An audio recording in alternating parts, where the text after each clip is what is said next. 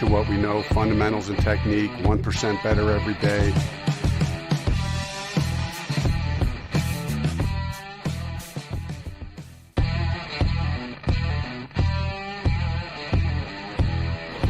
All right. So I guess now you understand what the plan was. Absolutely. At Colts Law, we talk Indianapolis Colts football. We're going to stick to what we know, fundamentals and technique, 1% better every day.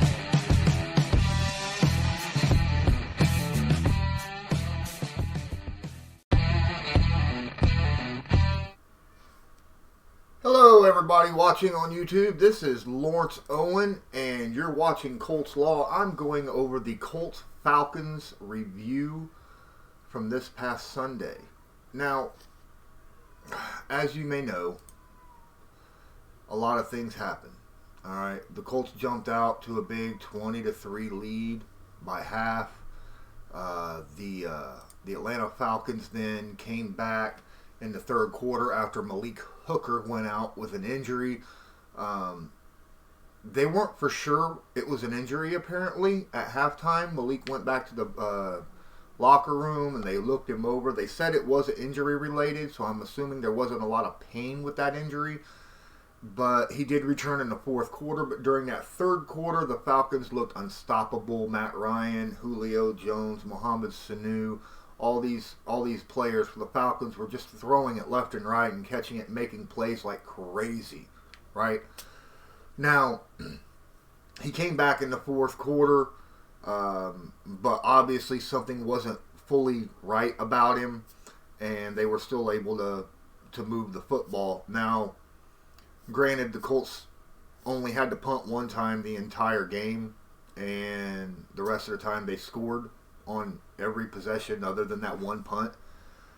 So, offensively, Jacoby Brissett really took it upon himself, since the Falcons decided that they were not going to be beat by this Indianapolis Colts run game and Marlon Mack with that offensive line, that Brissett was just able to go out there and do his thing, throw football around, man. He was passing it to everybody. T.Y. Hilton, Zach Pascal, Naheem Hines, the tight ends, Eric Ebron, Jack Doyle, Moali Cox, Paris Campbell had a catch in there. So, Jacoby really looked good. He was leading receivers. He was watching his progressions, going through them rather quickly. He was stepping up in the pocket when needed, and able to step up in the pocket because those three offensive linemen that I have been talking about forever being probably the best three interior offensive linemen in the NFL, with Quentin Nelson, Ryan Kelly, Mark Glowinski. They provide that solidity right there in the front so he can step up in case a pass rusher is able to get past one of the tackles. And he did that quite well. He also ran it a couple times, once for a first down. Clayton Geathers ended up with an interception at the 3-yard line, which stopped a Falcons scoring drive in the first quarter, I believe. You'll see it up here in the game review that I've got going. I'm pretty excited about it. I actually finally got this going, figured out how to put a video up, so yay, right? Some bad news. O'Neal for the Falcons, gone. I guess torn Achilles. That's awful. I feel bad for him. I feel bad for him as a player. I feel bad for the Falcons as a team because he's a great player. T.Y. Hilton went out of the game late in the fourth quarter with a quadricep injury.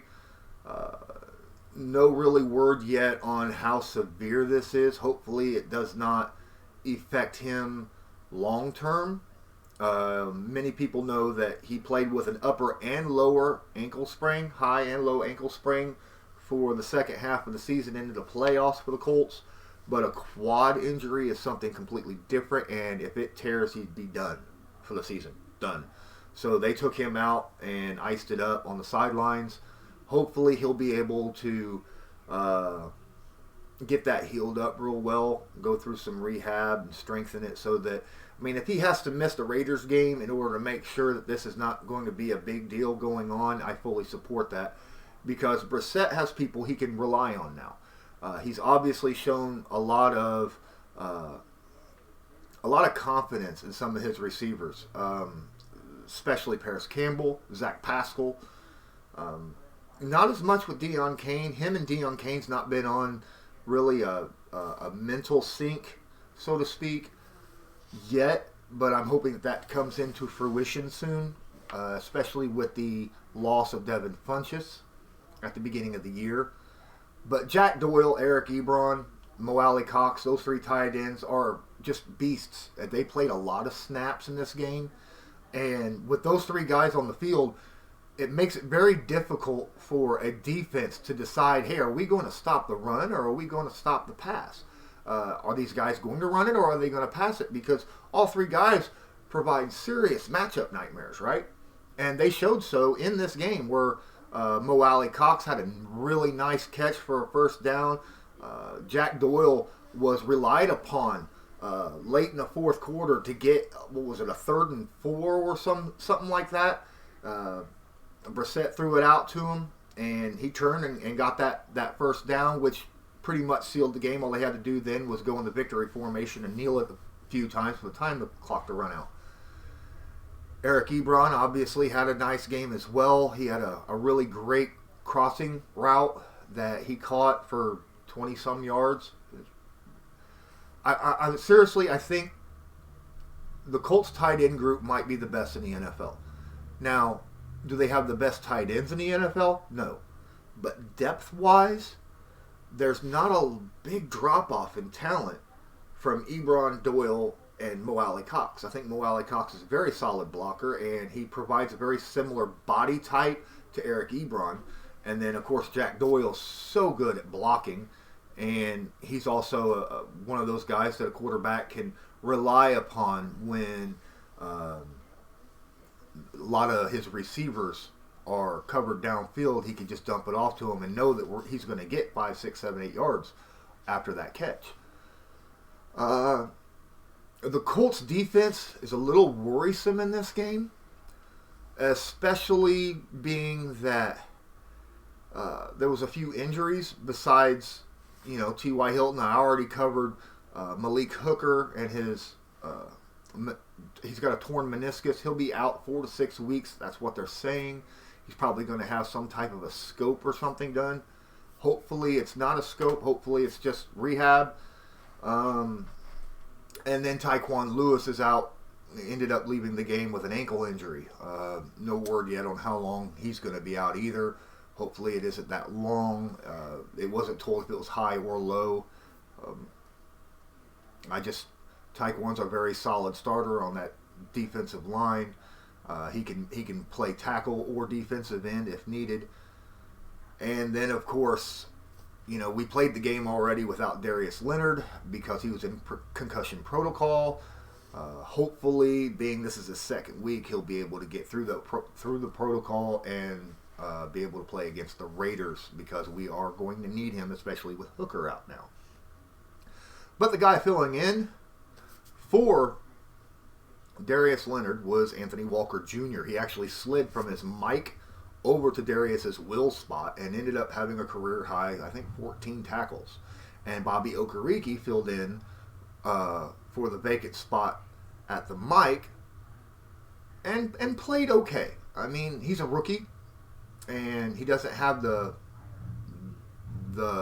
mental aspects of the defense like Anthony Walker. Anthony Walker, even though he moved over to Will, I believe that he was still quarterbacking that defense and telling everybody, hey, this is where you need to be. This is what to expect from this offensive formation from this team. There was a few plays downfield that the Atlanta wide receivers made, especially Julio Jones. And it was just Julio being Julio, right? There's not a lot that cornerbacks can do when Julio Jones make great plays. That pass play catch at the back corner of the end zone when he was double covered, having one guy low, another guy high, and he still came down with it. Credit to Julio. That was beautiful, right? That's a highlight play for the season. That was an excellent catch. Kept complete control of it all the way down to the ground. But most of the pass plays for this for this game for the Atlanta Falcons came right over the middle. Right over the middle. And it had a lot to do with zone coverage. I mean, these wide receivers knew, Dan Quinn, the offensive coordinator, also knew that, you know, this Colts team plays a lot of zone. And there's, you know, once they make those little post routes, there's spots right there. And Matt Ryan's been in this game long enough. You know, he's been a starter in the NFL long enough to where he knows how to pick apart a zone defense. I think because Pierre Desir is more of a man coverage guy, Rocky Sin is more of a man coverage guy, and Quincy Wilson, even though he's the best zone corner guy, he's built for man coverage. And then Moore, you know, our nickel corner, he plays great man. I think the Colts ought to play a lot more man now this year than they do zone. And that way it'll allow the Colts front seven to send a little bit more variety of a blitz scheme to get more pressure on quarterbacks, because Colts didn't get a single sack against Matt Ryan. They really didn't get a whole lot of pressure on him, and that's why Ryan was able to just basically pick apart this defense. And that's a little worrisome, because I'm telling you, Derek Carr, a lot of people want to trash him as a quarterback, at least outside of the Raiders nation. I don't know how Raiders fans feel about him, but a lot of people outside, especially in the Colts community, don't have a lot of respect for Derek Carr. Now, I do. I've seen what the man can do when he gets protection. He can throw the football very, very well. He did so last year when he played against the Indianapolis Colts. If we don't get pressure on Derek Carr, he's going to chew our secondary up, especially over the middle, because zone defense. Hopefully that don't happen, but the Colts really, I think, need to go to more of a man cover style, like a man press, and send more blitzes. That's just how I feel about the whole situation. We need to be a little bit more aggressive on defense rather than just sitting back and waiting for a quarterback to pick us apart. Another thing that I'd really want to talk about is the fact that Marlon Mack, he had 2 or 3 decent runs. He had that, 4 or 5 yard run that he stiff-armed 3 people right into the end zone.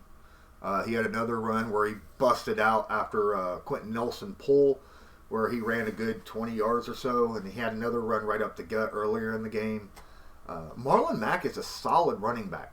This offensive line creates holes for him, and I don't see, because of how young this Raiders defense is that we're going to be coming up against soon, I expect Marlon Mack to have another one of those 120-yard plus games on the ground. Feel free to comment. Let me know if you feel differently. But this is just how I feel. Brissett, what can you say about the guy? 310 yards, 2 touchdowns, really high completion percentage. He's had a high completion percentage all year. First game where a team actually decided to make sure that Marlon Mack and that offensive line did not dominate them. And Brissett got to show what he could do. And Brissett impressed me. He got through reads quicker. He was accurate with the football, made good decisions with the ball, didn't put the ball out there didn't take chances throwing into double coverage or nothing like that. Now, I think he needs to rely a little bit more on the receivers that he has. Because guys like T.Y. Hilton, if you lead them a little bit, leave them open when you throw it to an open spot and out in the field, they can go underneath it and get it. T.Y. Hilton done that a lot with Andrew Luck. Now, I understand Brissett's new. He needs time to get on the same page with his wide receivers. So I'm expecting probably by the bye week 6, we come back on week 7, I expect Brissett to have a lot more confidence in knowing what his receivers can and cannot do and what they will do if he throws the ball in a certain place on the field. I really enjoyed the game. Got a little worrisome there at the end, but the Colts still came out on top. Let me know in the comments what you think of the video. Don't forget to follow me up here where all my stuff is, extra stuff. Also, Patreon, check me out. I'll be putting this video on Patreon as well. Don't forget, any supporters on Patreon will be given 2 free videos or audio podcasts that only Patreon supporters will have access to every month. So until next time, I am Lawrence Owen. This is Colts Law. And I want you to have a good one.